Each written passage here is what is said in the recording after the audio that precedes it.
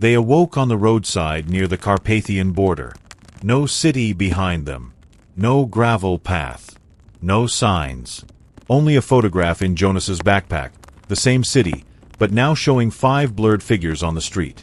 When they tried to speak of what happened, their words twisted. No one could remember the city's layout, or how long they'd been there, but each of them remembered what they gave up. And when they looked into mirrors, sometimes, just sometimes, they saw versions of themselves, still standing in that city, waiting for someone else to arrive. Find what's lost, and be prepared to forget. Years passed. The group splintered. They kept in touch, but only on the surface. Every conversation avoided the city, not by choice, but by inability. Their minds skipped over it, like a scratched vinyl, until Jonas received a letter. No return address. No stamp. Just a blank envelope with a scrap of a map and one sentence. The city is inside now. Let it speak. It triggered something in all of them. The dreams returned. The feeling that a building was just around the corner that wasn't there yesterday. A faint music heard in running faucets and the turning of keys. Jonas met with Mira. They compared dreams. Myra's hair had turned white at the temples. She claimed not to sleep anymore. Elena arrived late, eyes sunken, a set of drawings in her hands. All of them of the Red Door. Tomas never answered their calls. They agreed to visit him. What they found was not Tomas. He lived in a small apartment, walls covered in maps made of string and ink and charcoal, of a city that didn't exist. But when they knocked, he opened the door and simply said, "You're already here. You never left." That night, in Jonas's hotel bathroom, the mirror fogged after a cold shower. 4 fingerprints appeared on the glass. Not his own. In the steam, a message, "Not all of you came back." Part 8. The Price of Remembering. They realized then that the city had never been a location. It was a process. A story with no end, only echoes. A place that infected memory like a virus. The red door, the fogged mirror, the strange language, they were symptoms. Jonas proposed they go back. Not physically, but through what the city had become. Dreams, art, recollections. He believed if they could map it again in their minds, they could contain it. Define its shape. End it. They began to draw. To speak the words they remembered. To write. And the more they did, the more they forgot other things. Their childhoods, the names of streets they grew up on, the faces of their families. But the city became clearer. Less metaphor, more form. Until one night, Mira vanished. In her apartment, Jonas found her journal. The last entry, "I remember now. I was the one who led us there. I left the door open. I was always meant to stay." The final page was blank, except for a single drawn symbol. The arch of trees. The city waits. And now, perhaps, it remembers you too. It all started with an old photograph. Worn and yellowed, it showed a crumbling city street under an overcast sky, with signs in no known language and buildings that leaned like they were sighing. It was tucked inside a second-hand book Jonas found at a dusty antique store in Lviv. On the back, written in sharp ink, "Find what's lost and be prepared to forget." He showed it to his friends, Mira, Tomas, Elena, and Sasha. Urban explorers, thrill seekers, folklore fanatics. They were exactly the kind of people who would take a cryptic photo as a challenge. 1 week later, they packed up and drove toward the Carpathian Mountains. Their goal, to retrace the photo's origin using vague hints from the book, old regional folklore, and scattered online whispers about a phantom city that only appeared to those who weren't looking for it. Their route twisted more than expected. GPS failed somewhere past a collapsed rail tunnel.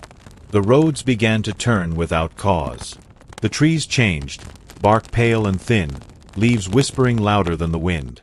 Eventually, they passed under an arch of bent trees, branches woven together unnaturally. Beyond it, a single gravel road, unmarked. No birds. No sound. And at the end of it, a city that shouldn't have existed. It was sunset when they arrived. The light didn't hit the buildings right. It bent slightly, as though filtered through water. The streets were cracked, but clean. The signs on shops and street corners had symbols their eyes understood, but their minds didn't. The air smelled like ash and violets. At first, they thought it was abandoned. But windows flickered with light. Doors creaked open behind them when they weren't looking. Distant footsteps echoed when no one was around. They set up camp in an old hotel, its lobby covered in thick velvet dust but otherwise untouched. That night, the dreams began. Each of them dreamed of the same street, the same red door with no building behind it, and a voice that whispered, "One of you has been here before." Time moved strangely. Watches ran backward. Phones showed different days for each of them.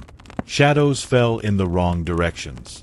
On the second day, Tomas went missing. They found him standing in a dry fountain, eyes glazed, murmuring in the same unknown language as the street signs.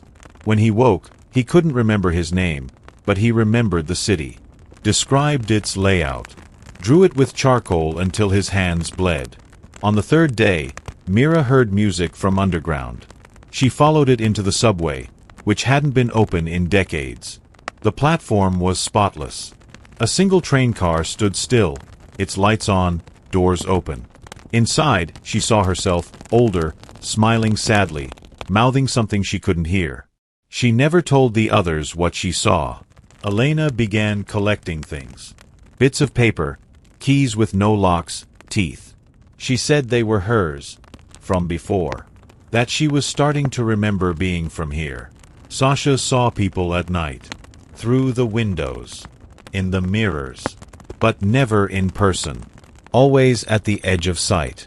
They all started hearing the phrase, "You were always going to return." The city itself seemed to respond. Rooms shifted when no one watched. Streets looped back unexpectedly. Writing appeared on walls. Choose what to forget. You cannot leave without leaving something behind. By the end of the week, though it may have been much longer, they agreed to leave. But the road was gone. Every exit street turned back inward. The arch of trees had vanished. Tomas said they were looking the wrong way. "We left something open when we entered," he said. "We have to close it before we can leave." He led them to the red door from their dreams. Behind it, there was no wall.